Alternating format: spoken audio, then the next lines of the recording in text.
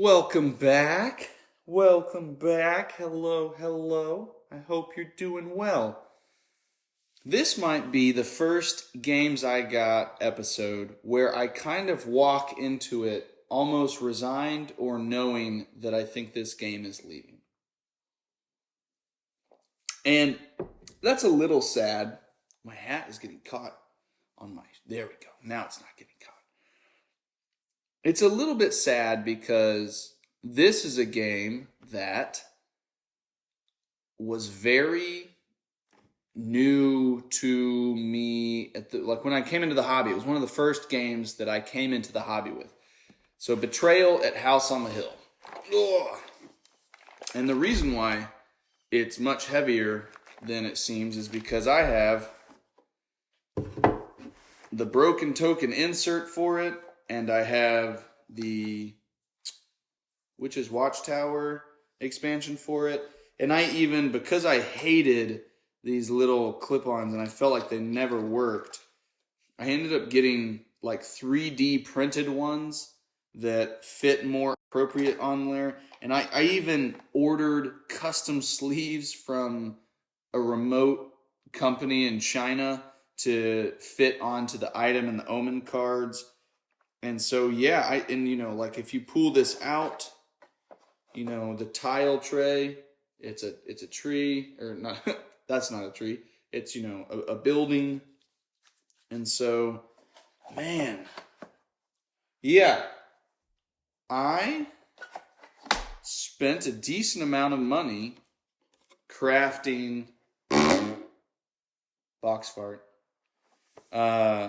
I like lid gas more. I think I'm just going to use lid gas. But crafting a pretty substantial amount of organization and add-ons to this game. This has got the Widow's Walk expansion. It's got the base game. It's got the broken token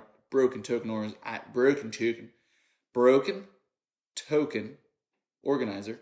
And it's got 3D printed markers for your stats from Etsy. And I think it's probably going to go.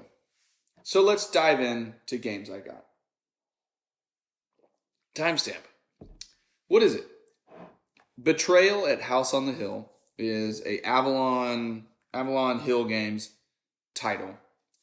It is from Bruce Glasses. It's the second edition as the one I have. This is probably one of the most frequent introductory gateway experiences for a lot of gamers, alongside games like Catan, Splendor, Azul.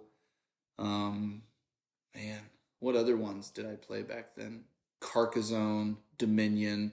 This to me is in that same category of games that were in that first wave of the renaissance, of the golden age of board games that has like kind of reinvigorated the industry and led us to where we are today, where we have so many publishers, so many great games, such a big community of people all centered around board gaming. And I feel like this was there for my entrance into the community, into the hobby around 2014. This was part of that first wave.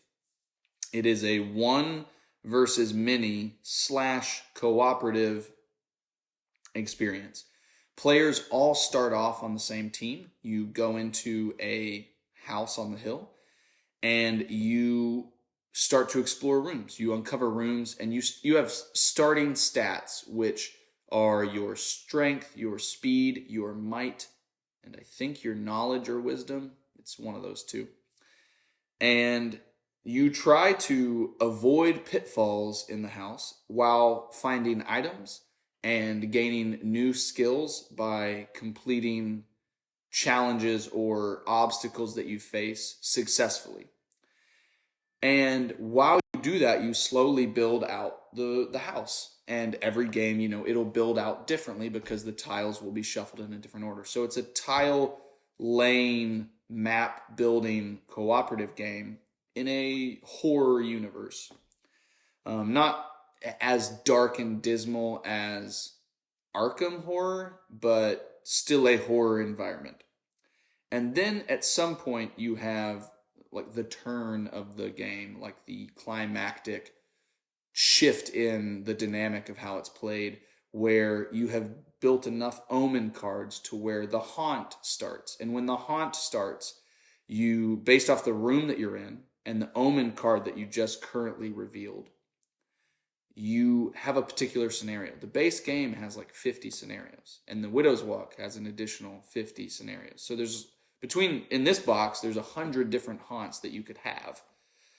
And based off of that haunt, you go and discover who is the traitor, and someone around the table is going to be the traitor, and who are the survivors, which are the rest of the players that have to band together and still work cooperatively to overcome a now changed individual. So that player has their own rules. They have the betrayer tome, and you have the survivor's tome, and the betrayer reads from their own tome, and the survivors read from theirs. And each of them have a separate win condition that the other one doesn't know about.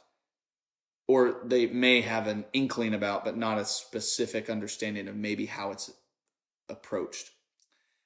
And so then the game changes. And the second half of that game is survivors are trying to survive, and the betrayer is trying to betray. And only one of them will win. There is no like halvesy win for everybody. One side will win. And I remember having such fun experiences with this game, maybe until I had experience with a lot of other games to give different context or to give me a different perspective. So, timestamp, why I have it. I have it because this was one of the most popular, one of the most accessible, one of the most well-known games at the time in which I was entering the hobby. In 2014 or something like 2014, 2015, this was one of the games that everybody knew about, or that a lot of people knew about. I feel like the level of access to information and knowledge, and the massive growth of crowdfunding platforms like Kickstarter and GameFound, all of that I feel was not as supercharged as it is today. And so in the circles that I was around, this was one that I found out about and heard about. And so I purchased it. I have typically since I entered the hobby in, 7-8 years ago, I have frequently been the one who has had the games at their house and other people come over to play. And so this was one that I grabbed because I wanted to play it and experience it with people.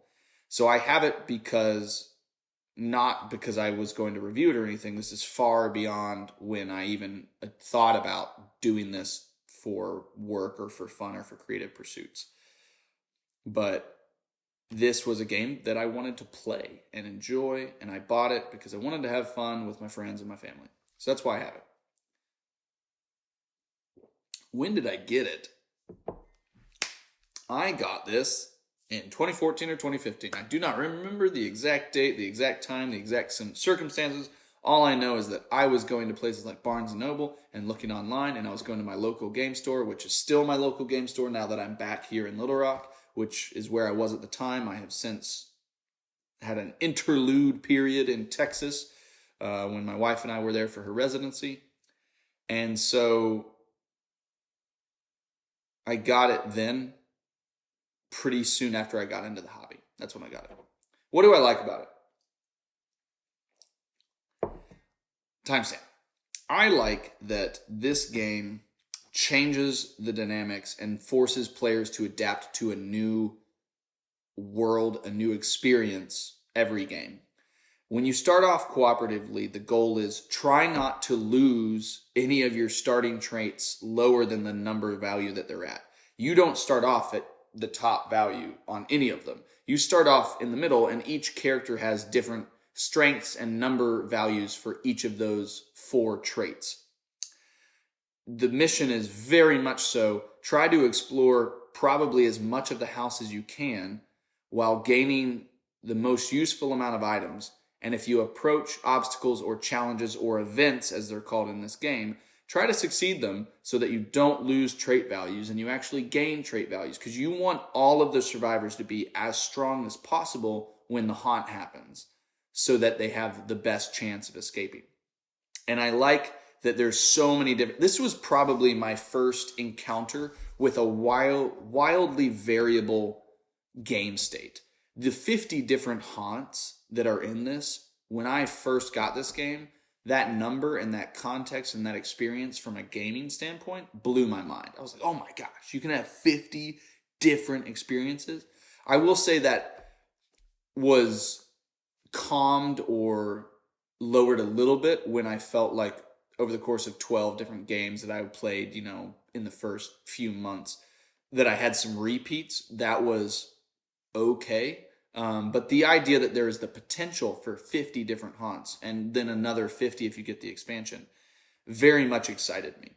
And I liked that a lot. I liked the cooperative element that was cooperative in a loose term, because you kind of want everybody to be strong, but you want yourself to be stronger. You want yourself to be the most prepared, because if you're a survivor, you want whoever the betrayer is to not to be weaker, to not be as strong in the event that they are an active physical member. Sometimes their character's removed and they control other aspects of the game. But you want your character to be as strong as possible, especially because then if you become the betrayer, you want to kill everyone else, or you want everybody else to lose by other circumstances. And so you want to be as prepared as possible. So there is this loose level of cooperation where you're like, let's explore, let's find items, but you want yourself to get the best deal out of everybody.